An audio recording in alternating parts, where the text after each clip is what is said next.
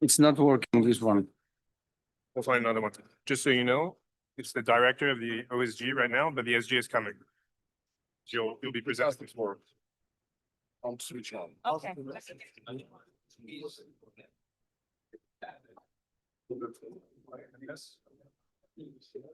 So 1 minute.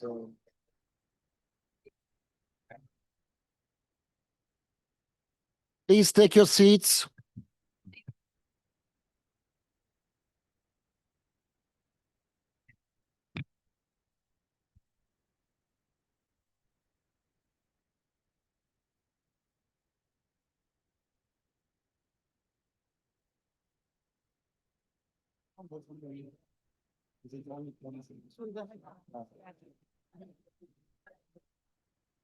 can we start? You can start.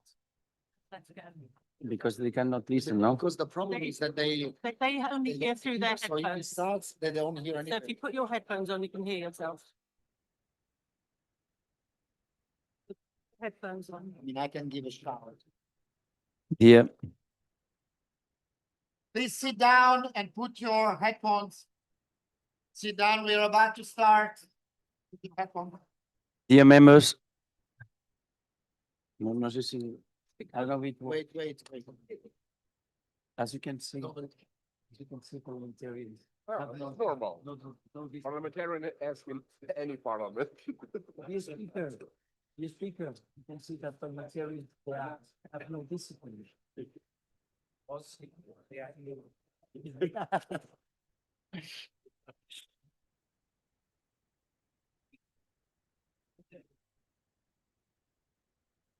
Dear members,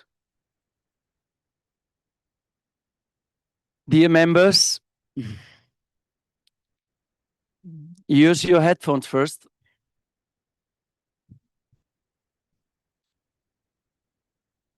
Use your headphone. Dear members, please use the headphones.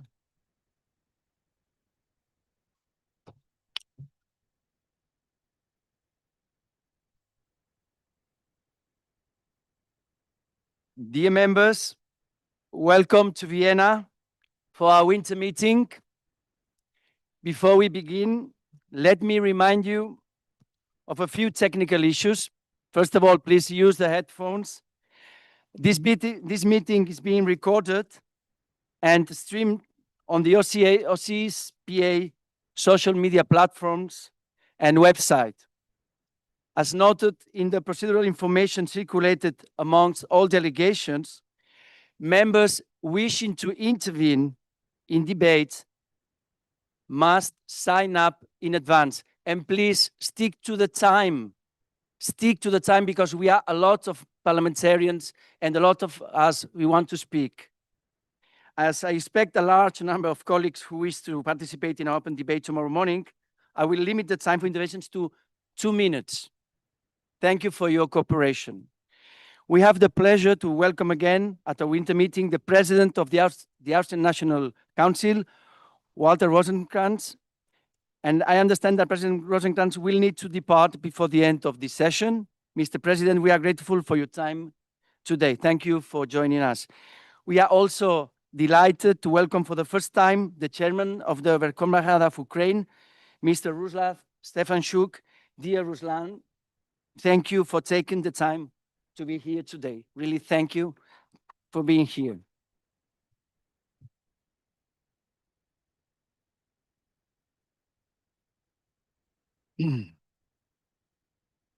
We also welcome again the OSCE Secretary General, Mr. Feridun Siniroglu. He will be here in a minute. Following his address, there will be a question and answer session with the Secretary General, and we greatly value these interactions with you. Thank you for participating today. With this, let me now invite President Rosenkranz to deliver his address. Mr. President, you have the floor.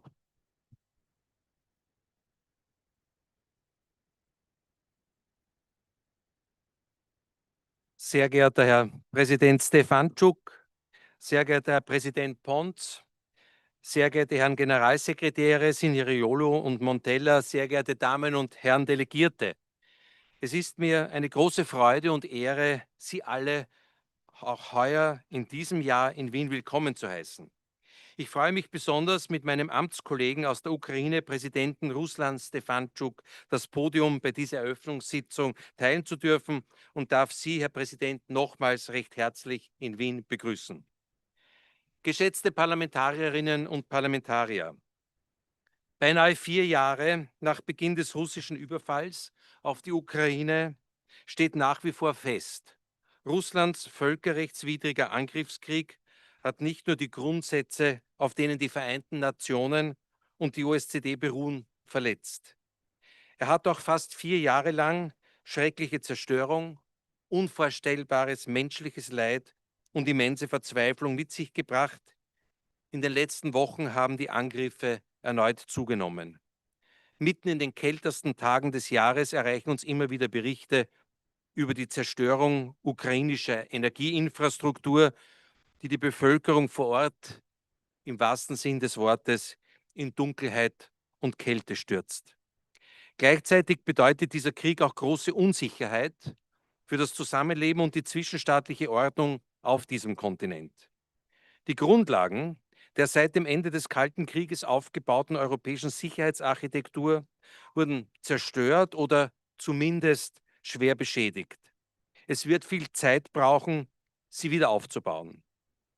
Aber trotzdem sollten wir gerade deswegen keine Mühen dafür scheuen, eher am besten mit gestern beginnen als mit morgen. Um damit beginnen zu können, muss dieser schreckliche Krieg endlich aufhören.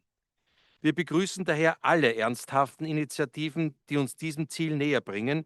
Das erfordert jedoch auch die ernsthafte Bereitschaft aller Seiten. Es ist an der Zeit, das Töten zu beenden.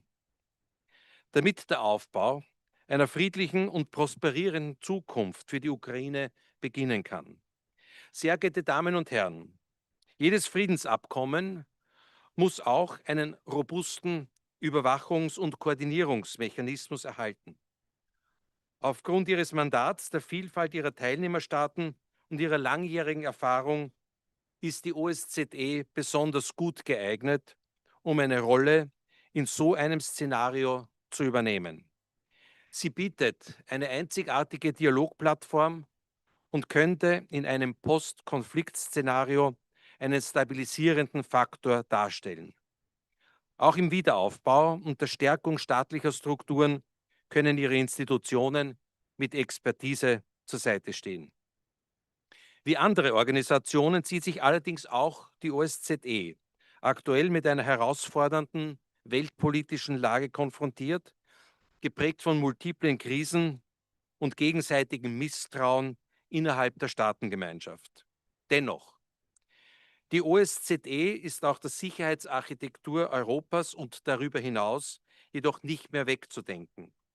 Ihre Rolle in der Bewältigung von lang anhaltenden Konflikten in der OSZE-Region, ob im Südkaukasus, am Westbalkan oder in Osteuropa, ist historisch unbestritten. Besonderer Mehrwert resultiert aus der wertvollen Arbeit ihrer gewachsenen Strukturen und Feldmissionen. Diese helfen dabei, die Bekenntnisse unter der Helsinki-Schlussakte vom Abstrakten ins Konkrete zu wandeln und den Menschen vor Ort greifbare Resultate zu liefern.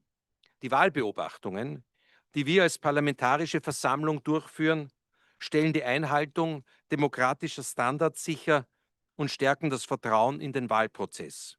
Österreich beteiligt sich seit jeher aktiv daran. Ich habe auch großes Vertrauen darin, dass die Schweiz als neutraler Staat und Sitzstaat internationaler Organisationen und als Person Bundesrat Ignazio Cassis in diesem Jahr durch die Schwerpunkte ihres Vorsitzes einen wertvollen Beitrag zur weiteren Vertrauensbildung und der Festigung von OSZE-Grundprinzipien leisten werden. Die Schweiz und Österreich teilen eine große Tradition zur Förderung des Dialogs und der Diplomatie und der Wahrung ihrer Vermittlerrolle. Ich wünsche der Schweiz an dieser Stelle viel Erfolg im Jahr 2026 für Ihren bereits dritten OSZE-Vorsitz. Sehr geehrte Kolleginnen und Kollegen, dass wir in Demokratien leben, ist nicht selbstverständlich. Wir müssen daran stetig arbeiten und auch den nächsten Generationen diese Werte mitgeben.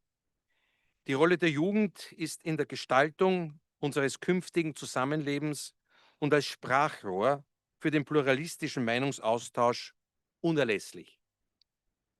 In diesem Kontext bin ich besonders stolz auf die Initiativen, die das österreichische Parlament auf diesem Gebiet seit Jahren gestartet hat.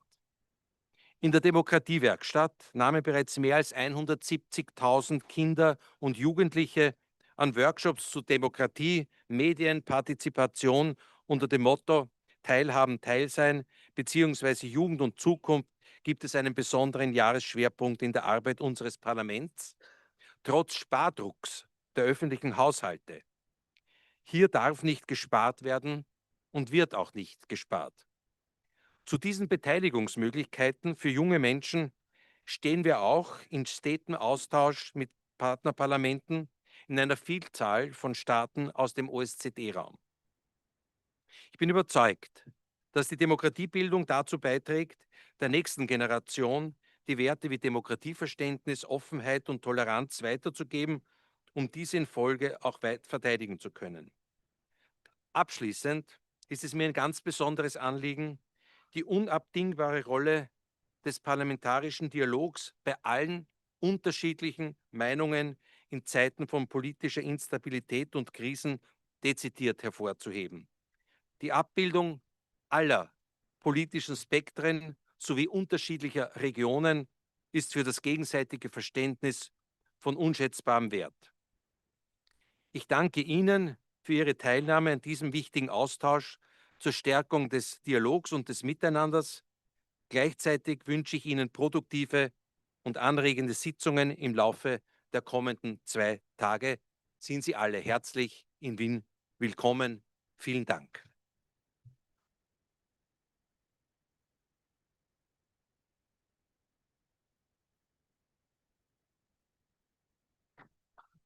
Thank you, Mr. President. And now I invite Chairman Stefan Schuck to deliver his address. Thank you.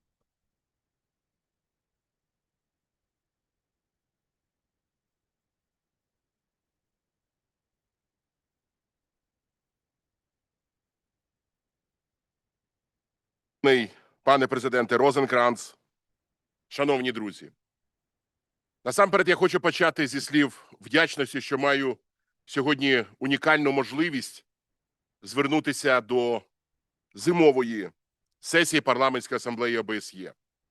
Мені особливо приємно, тому що я спілкуюся в колі друзів, в колі людей, з якими можна говорити відверто і щиро. Але в той же час я сьогодні буду говорити різко, жорстко і безкомпромісно.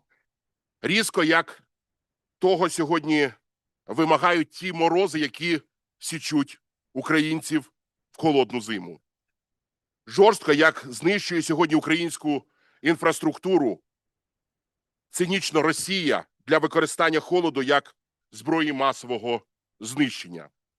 І безкомпромісно, як сьогодні бореться наш український народ проти окупантів.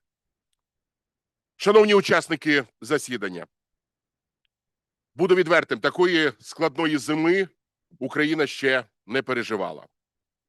Для вашого розуміння, морози, які сягали подекуди мінус 25, мінус 30 градусів, сьогодні використовувалися Російською Федерацією цинічно і системно задля знищення української критичної інфраструктури.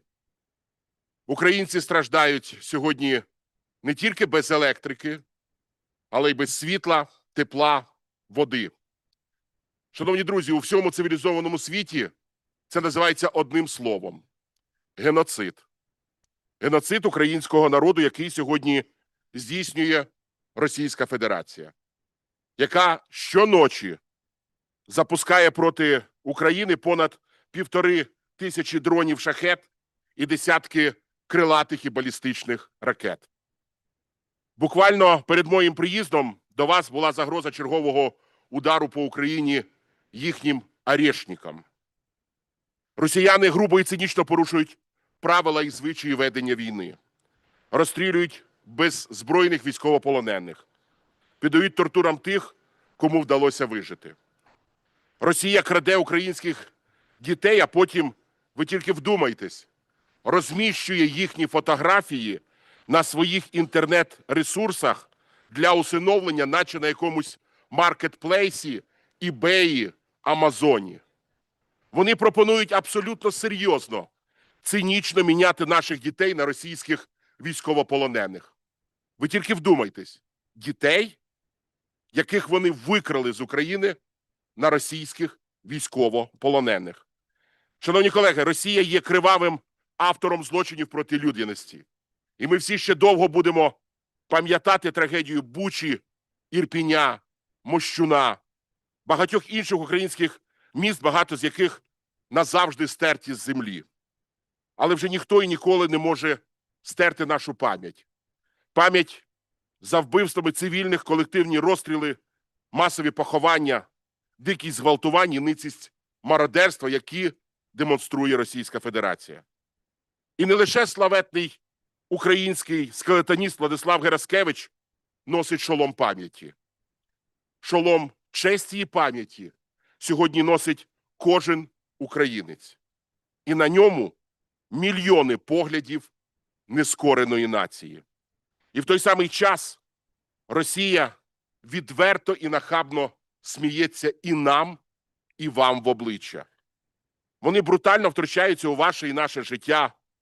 Ви тільки вдумайтесь, не будучи членом ні Європейського Союзу, ні НАТО, сьогодні Путін має право вето в цих організаціях через проксі країни, які виявилися васалами російського режиму. Шановні друзі, це є великий виклик вашій і нашій безпеці. Росія робить все можливе і неможливе для будь-якого обходу міжнародних санкцій. Її тіньовий танкерний флот незаконно експортує нафту. Компоненти подвійного призначення та тіньова логістика живлять російські ракети і дрони. Росіяни і їх діти сьогодні продовжують жити і в Європі, і в США, насолоджуючись тими благами, до створення яких вони не доклали ані цента, цинічно використовуючи слабкість і роздрібленість. Шановні друзі, використовуючи сучасні технології, Росія створила потужну мережу брехні і пропаганди. Проникаючи у популярні соціальні мережі, вона формує суспільну думку, впливає на населення, зокрема на молодь, та чого гріха таїти, впливає на результати виборів в окремих країнах. Шановні друзі, відповідь на все це має бути одна – відповідальність. І Росія повинна відповісти. Відповісти за все. За порушення міжнародного права і порядку.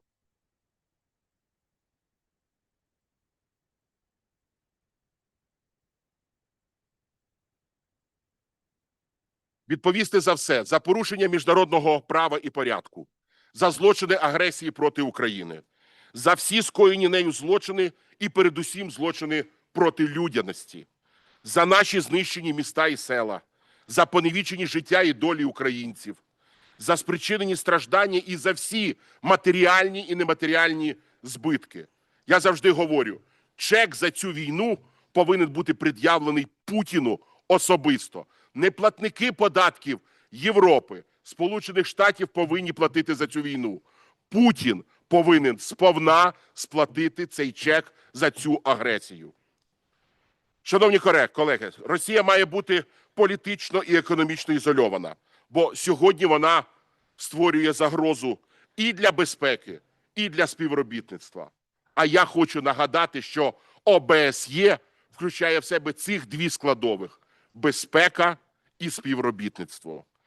З нею не можна вести бізнес, бо він кривавий.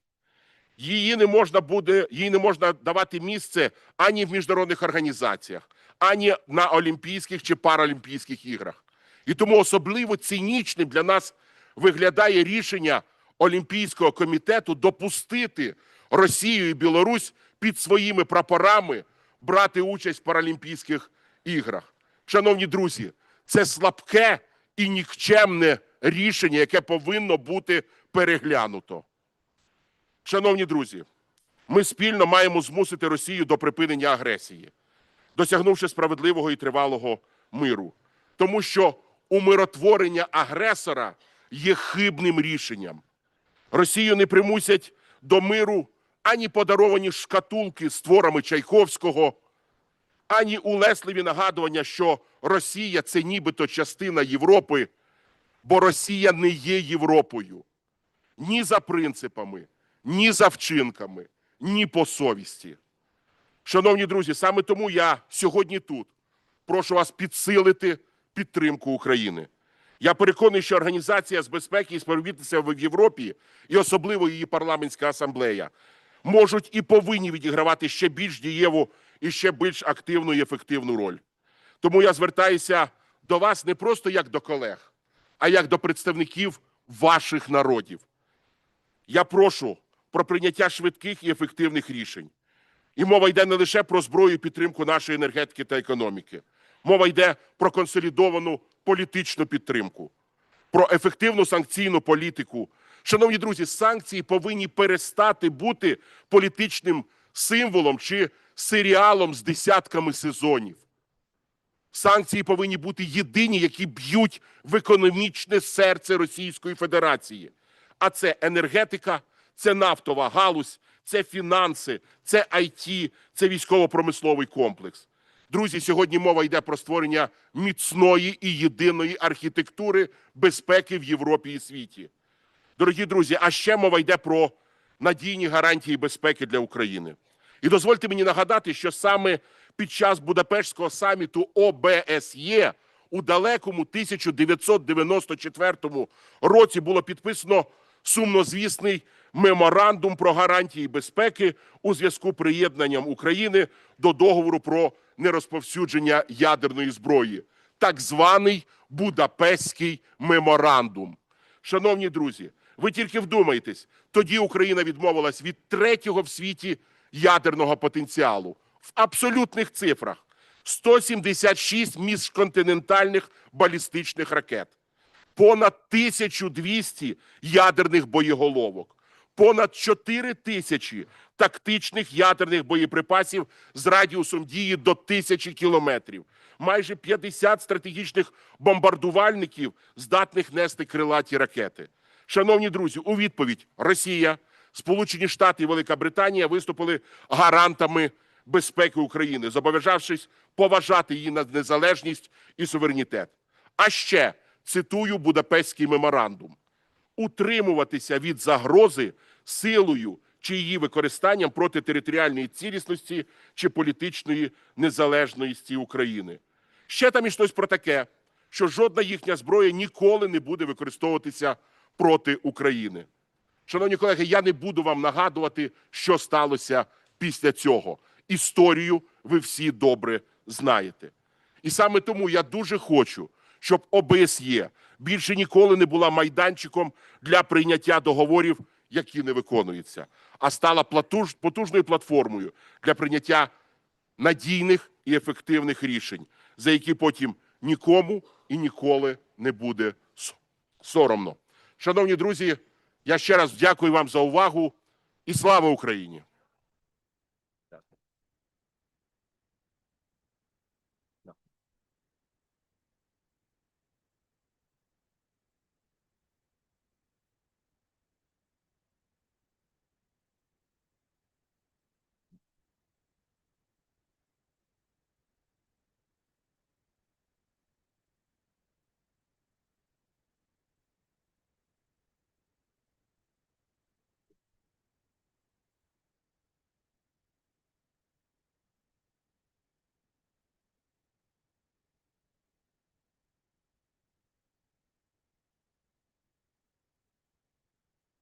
Дякую. Шановні друзі, а зараз, dear friends, dear colleagues, please use your headphones. We have one more very important message. Шановні друзі, а зараз дозвольте виконати мені і приємну місію. Шановні колеги, я маю сьогодні честь вручити великому другу українського народу, президенту Парламентської асамблеї Організації з безпеки і співробітництва в Європі, Пере Хуану Понсу Сан-П'єтро, орден за заслуги другого ступеня, яким його нагороджено згідно з указом президента України Володимира Зеленського за вагомий особистий внесок у зміцнення міждержавного співробітництва, підтримку суверенітету та територіальної цілісності України. Дозвольте мені від імені українського народу виконати цю почесну місію.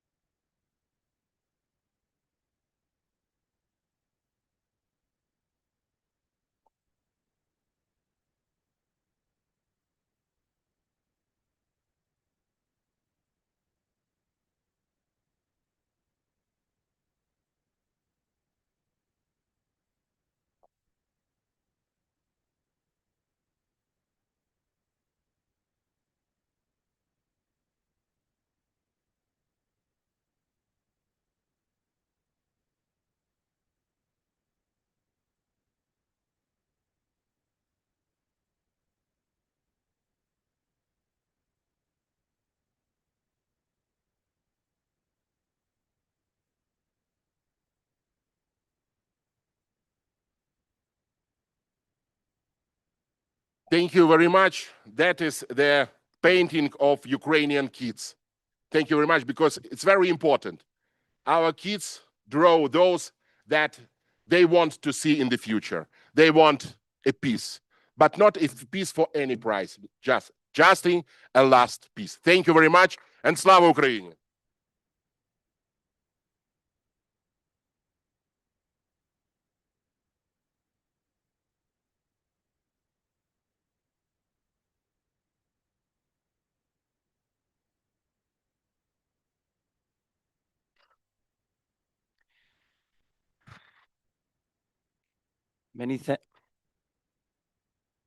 Many thanks, dear Ruslan. And I think individual awards are always the result and the outcome of the collective work. So the award is not only for me as president, but for the whole assembly of the OCPA. And then in the name of the whole assembly, thank you very much for this award. And also thank you very much for your friendship and also for your straightforward words to stop this war and to start a period of peace. Thank you very much to Ruslan. And dear colleagues, dear friends, unity is what protects us. President Zelensky reminded of this in Munich last week. And I would add today that Zelensky defends Europe, protects us, and promotes democracy worldwide. And as we enter the 50th year of Russia's full-scale invasion, unity is not a slogan in this assembly, it's a duty. For 4 years, this assembly has stood united. Under the presidencies of Margareta Zederfeld, Pia Kauma, who is here today, and myself, this assembly has spoken with one voice. Although we are from different political families and, of course, different countries. As Zelensky underscored last Saturday, this voice must now be stronger because the pressure must increase to end this war. Ukraine, as my dear Ruslan said, is not only fighting a war, it is defending the principle that borders cannot be changed by force, a principle rooted in the UN Charter and the Helsinki Final Act.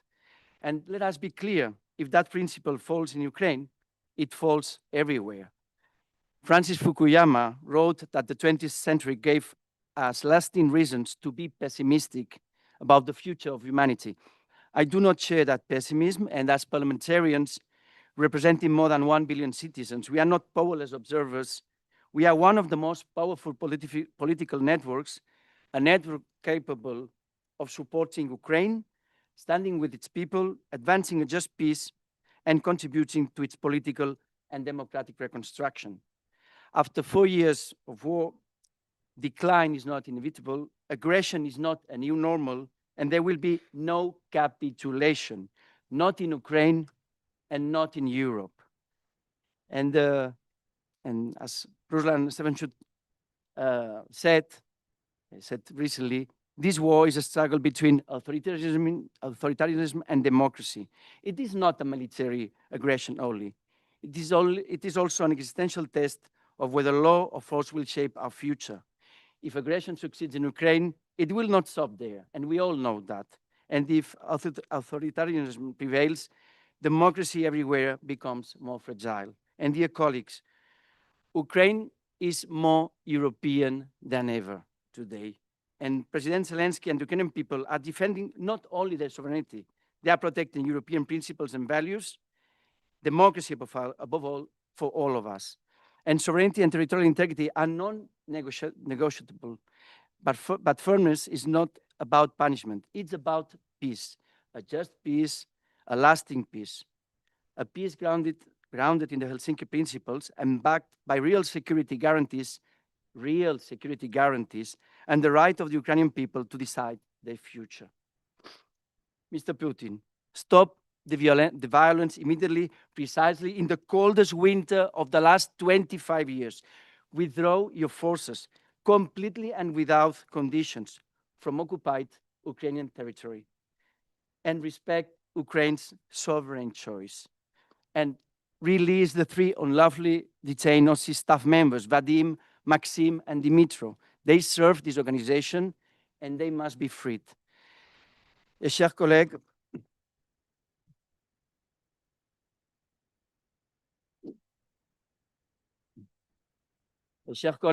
la sécurité européenne ne peut pas être reconstruite sur la base de la coercion, l'annexion déguisée ou l'intimidation.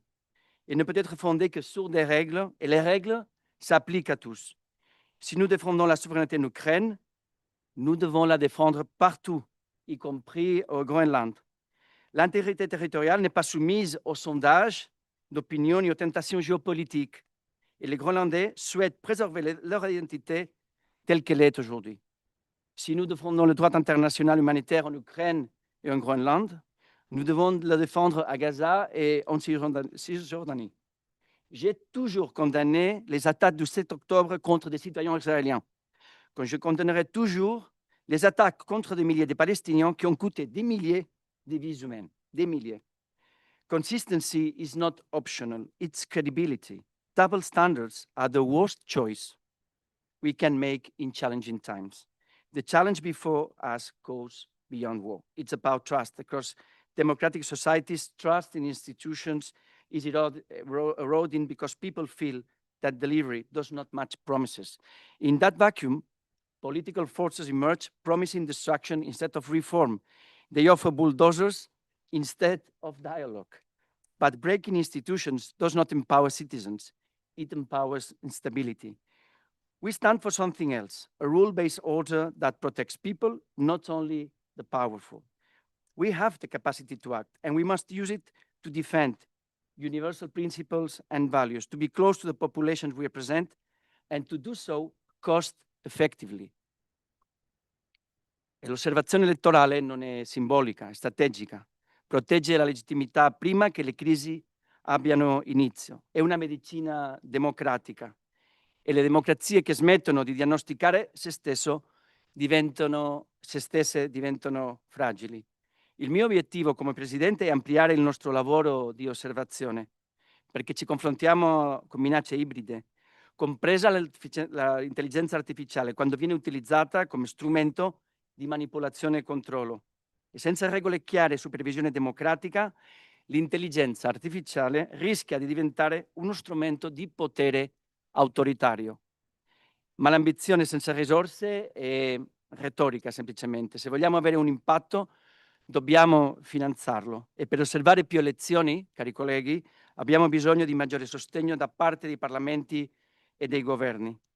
We also act and invest where dialogue is fragile. because we know that when dialogue breaks down, others step in to fill the space. In Georgia, we are working actively to prevent political polarization from turning into permanent fracture. In March, a delegation from this Parliamentary Assembly will visit the country after months of contacts and dialogue with both the government and the opposition. We are not going there to legitimize anyone. We are going to prevent power vacuums where disinformation, radicalization, and escalation can thrive. In the South Caucasus, the peace process between Armenia and Azerbaijan is a great opportunity to bring prosperity and progress to a strategic region between Europe and Asia. We all have to push for accelerating peace and consolidate stability. Dear colleagues, if there is a structural threat to security in the short, medium, and long term, it is climate change and the energy transition. I'm not certain, really, whether we are still living in a new world order or still struggling with the old one. But one of the things I have no doubt is that we are facing a global emergency that could threaten humanity itself if we fail to confront it. Climate change is a threat multiplier. It fuels instability and displacement. And with no doubt, without climate security, there will be no global security. Gender equality is not a secondary issue.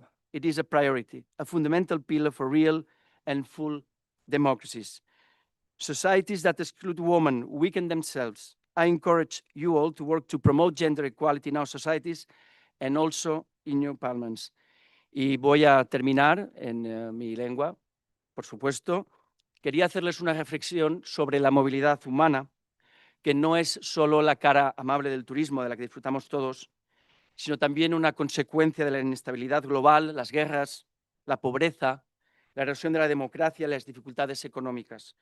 Seamos claros, hombres y mujeres como nosotros, con hijos, con bebés, con niños, deciden en algún momento de sus vidas buscar mejores oportunidades, esperanza, un trabajo y una dignidad personal. La migración en un mundo inestable que no se base en reglas ni en el derecho internacional que sea menos seguro aumentará en consecuencia. Y además debe gestionarse con responsabilidad y legalidad, no con brutalidad. La movilidad humana no es la amenaza. El conflicto, la represión y la crisis climática sí lo son. Y permítanme terminar siendo claro, los muros y las fuerzas de seguridad fronteriza no pueden crear ilusión de control. Pero eso es simplemente una falsa realidad. Lo que generan es miedo e indignidad para nuestras democracias. Colegas, en un momento en que la historia es fundamental, espero que esta Asamblea deje constancia de que en un momento de mutación esta Asamblea no dudó, sino que se mantuvo firme. Muchísimas gracias.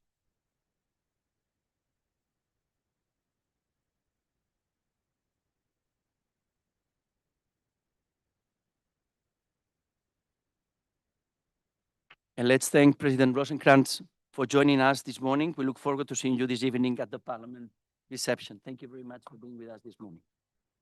And I now invite Secretary General Siniroglu to take the floor. And you know that after there are questions and answers, you can ask the questions that you think it's important to raise. Thank you.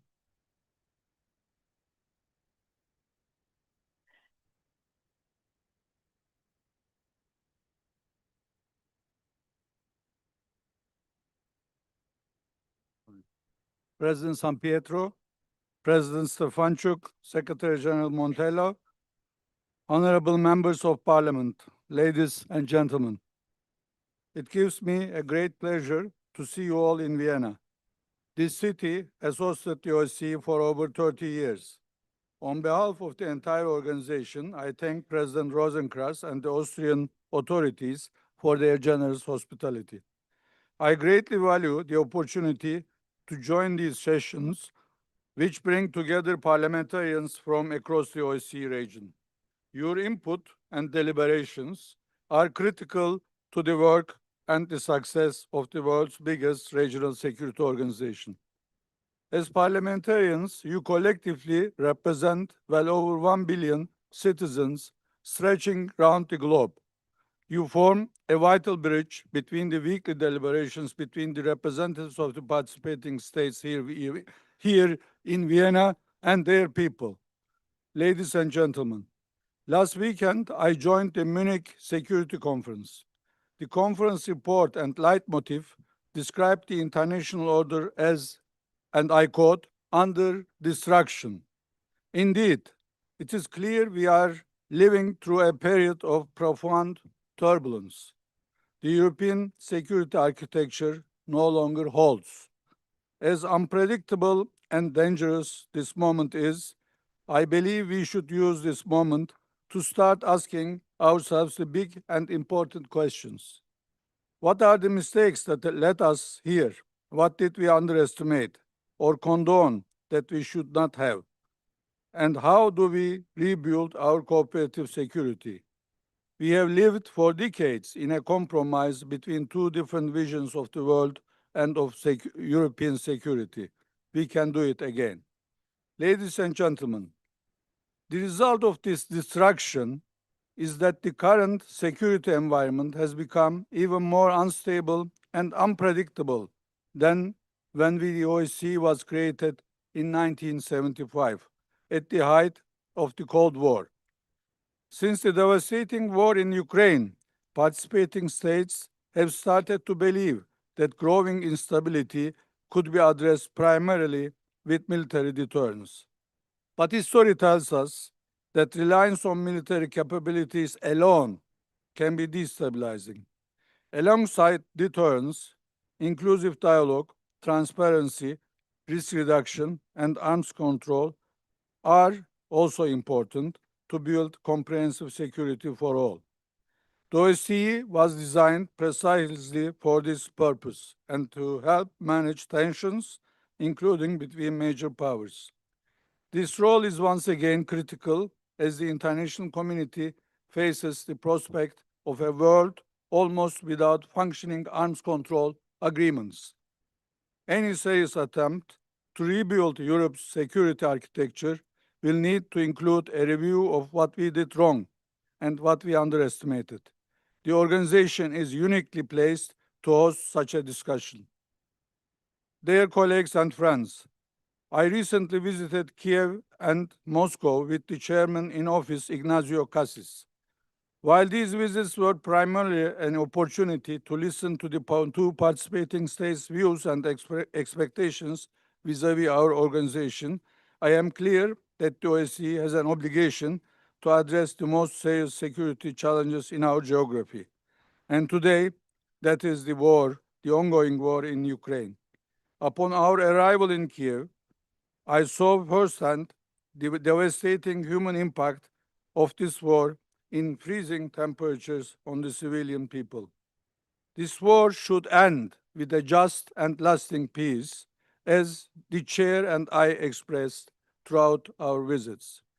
The OSCE stands ready to play a useful role in the post-conflict stabilization and rehabilitation, including the monitoring of the implementation of the terms of a negotiated settlement that may emerge between the sides to end the war.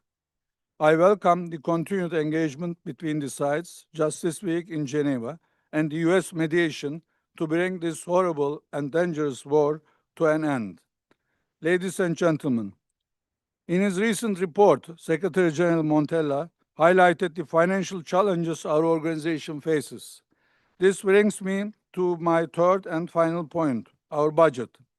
The OSCE is adapting internally to operate under difficult political and financial conditions.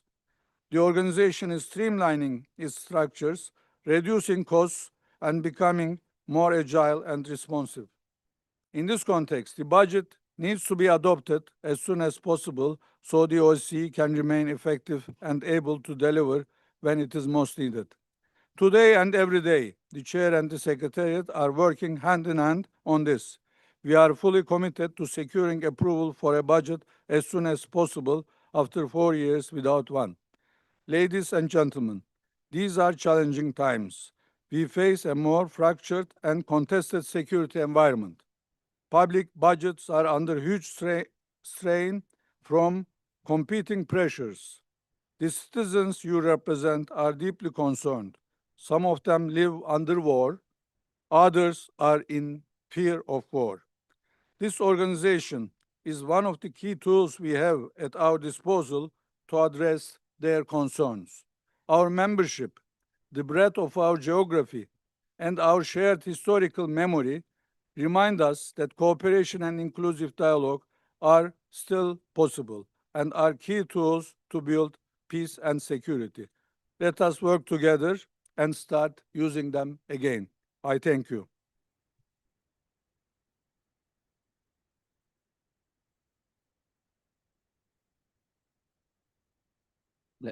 Thank you, dear Secretary General. Let me open the floor for the questions and answers. The first to raise a question is Madam Heidi Frey from Canada, and she will be followed by Ms. Ozgul Saki from Turkey. So, Ms. Frey, you have the floor. You can intervene.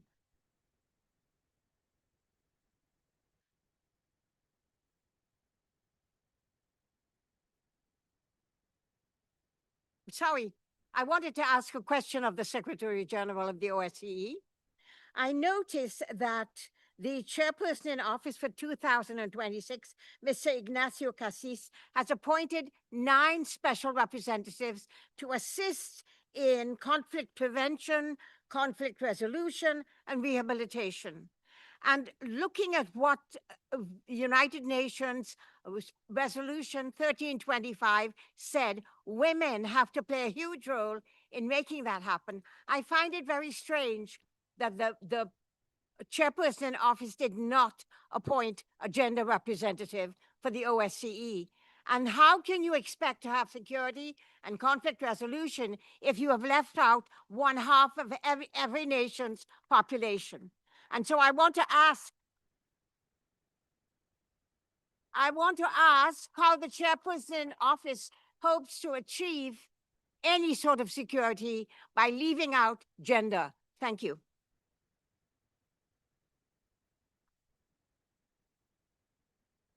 So now Madam Saki has the floor, and then she will be followed by Madam Karalambidis from Cyprus. Irene, you will be following. Thanks. You will follow after Madam Saki. Madam Saki from Turkey, you have the floor. Thank you, Chair. Today, Board of Peace for Gaza to hold first meeting in Washington. And I want to ask how results can be achieved when Israel is still killing Palestinians in airstrikes. And we talk about European values, peace, democracy, gender equality. But these values don't work in Syria, Gaza, Ukraine. Yes, we should save Ukraine, but also save Rojava, defend Rojava, save Gaza, and West Bank also.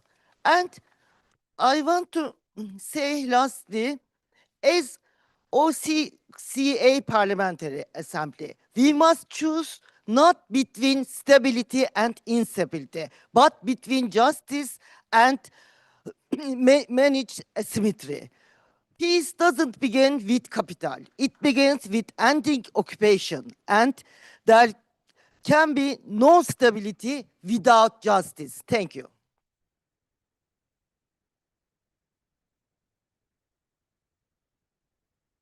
Madam Karalambidis has the floor, and she will be followed by Ms. Gudrun Kugler after. Mr. President, first of all, I would like to say that I fully agree with Dr. Fry. And all women in this organization, in this assembly, we should stand up for what she said. It's extremely important, especially at the times we are living in. Now, my question is addressed to Secretary General Mr. Sinirlioglu. The United States delegation has recently warned that the OSCE must return to its core functions and implement reforms if it is to remain effective and retain support. And I fully agree with the United States delegation. Now, my question is very simple. Do you believe that the practical marginalization of Russia from real decision-making in an organization that works by consensus has contributed to this crisis or not? And if yes, what is your practical path forward to keep the OSCE relevant without undermining its principles? Thank you. Thank you, dear Irene. Avant de passer la parole à Madame Kugler, je voudrais demander à la délégation française si Monsieur Portes est là, parce qu'il a une question à poser. Non, il n'est pas là. Donc, après Madame Kugler, Monsieur Potorayev aura la parole. Merci. Thank you, Mr. President. I would like to ask the General Secretary of OSCE two questions. I have had the privilege of serving the Parliamentary Assembly in the last 4 years in different capacities. And in these capacities, I was able to see many different OSCE executive structures, field missions, trips, projects, thematic units. I found this extremely helpful for my understanding of the work of OSCE and for our cooperation. Now, my first question to you is, would it not be meaningful to enhance the possibility of parliamentarians to see what OSCE is doing on the ground? And this would also have a positive side product of more support of OSCE through the participating states, through committed and engaged parliamentarians. My second question to you, Mr. Secretary General, is the funding situation. You have explained it is not so easy. We need to seek ways of strengthening and diversifying the budget. This is true for the executive structures as well as for the Parliamentary Assembly, of course. I visited recently a field project in Tajikistan. Beautiful house for a women's shelter. The shelter costs only 3,000 euro a month. That comprises everything, all the psychologists, all the expenses the shelter has. 3,000 euro, nothing, but many women find help. Now, I think that it is a very positive path to support such projects also through extra budgetary funding. And there is lots of this, but would you agree with me that it would be good to increase this? And I also heard that there might be a way of public-private partnerships to support such projects. I know that is a challenge for political international institutions, but maybe we could work on a statute that makes sure that such funding could be transparent and fulfill all necessary standards, and then make many positive things possible within the OSCE region. Thank you. And now we have the last question from Mr. Potorev, and then I will give the floor to the Secretary General to answer all the questions. Mr. President, Your Excellencies, esteemed colleagues, the delegation of Ukraine would like to welcome all the prominent speakers at this session and thank them for the attention to the ongoing Russia's war of aggression against Ukraine. And I personally am thankful for Secretary General Mr. Feridun Sinirlioglu for our yesterday's exchange of opinions. And my question, well, it was productive and interesting and even inspiring. So thank you, Mr. Secretary General, again. And following our yesterday's exchange, I would like to ask such a question. How do you see the OSCE further translating cross-dimensional discussions on new technologies, hybrid threats, and resilience into concrete practical steps? Particularly, how can it help participating states, including Ukraine, strengthen preparedness and response to the complex security challenges stemming from Russia's ongoing aggression? Thank you, Mr. President. Thank you, Mr. Secretary General. Yes, Secretary General, the floor. Thank you, Mr. President. I will start with the question about the gender representative. This is, of course, a question for the chair in office, but let me just say a few words about that. Equality between women and men is a principle enshrined in a number of OSCE documents and commitments. With or without a special representative of the chair, the OSCE has extensive tools and programs dedicated to fostering equal rights and opportunities. In my office, I have a gender issues program and a special advisor on gender issues for the whole organization, but all executive structures contribute to this work. And most notably, of course, ODIHR is working on this particular area. Equal rights and opportunities starts from our own actions. This is a key priority for the organization and for the Secretariat has been to reach gender parity across our workforce, which we did. It is now 50-50, which is a major achievement and a testament to our commitment. On the question about dialogue, what has led to the marginalization of the organization, whether Russia's isolation is one of the facts that led to this. This is a consensus-based organization. Of course, we have to be inclusive with the 57 participating states. Dialogue doesn't mean that you justify a wrongdoing. Dialogue means you have the opportunity to confront someone who is committing a mistake or crime or whatever and say it to his or her face. Therefore, I think inclusive dialogue should always be the modus operandi of this organization. I think to answer the question from the Austrian delegation, of course, I would be very happy if OSCE PA will organize visits, more visits to the field missions and see with their own eyes, our parliamentarians, what we have been doing on the ground. And the OSCE has just 13 field missions, but we make really a difference on the ground, and it is always advisable to all of you to go and see them. Funding, yes, funding is a question, but we do prioritize, and the very important project that you mentioned in Tajikistan, those type of projects are our priority, and we will never cut funds from them.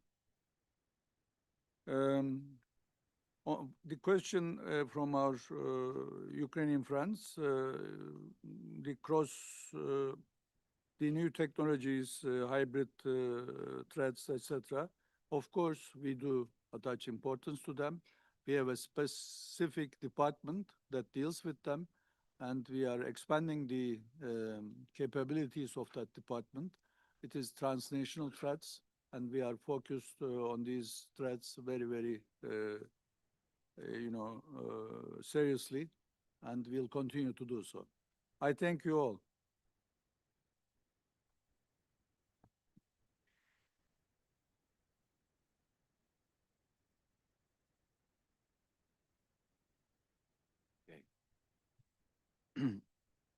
So thank you, the Secretary General. Some members had asked to submit additional questions after our deadline. You may still put these questions to the Chairman in office and the Secretary General in written form in accordance with Rule 42.4 of the Rules of Procedure. So this concludes the opening joint session, and I think we have to start working at 10:30. And just for the ones who start today the Ramadan, I hope good Ramadan, and I see you all at 10:30 in the committee meetings. Thank you.